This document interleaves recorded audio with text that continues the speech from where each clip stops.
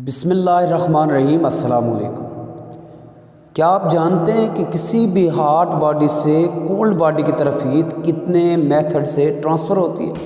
जी हाँ, किसी भी हॉट बॉडी से कोल्ड बॉडी की तरफ हीट 3 मेथड से ट्रांसफ़र होती है। एक है हमारे पास कंडक्शन, दूसरा है कन्वेक्शन और तीसरा है रेडिएशन। यानी इन 3 मेथड से किसी भी हॉट बॉडी से कोल्ड बॉडी की तरफ हीट ट्रांसफ़र होती है।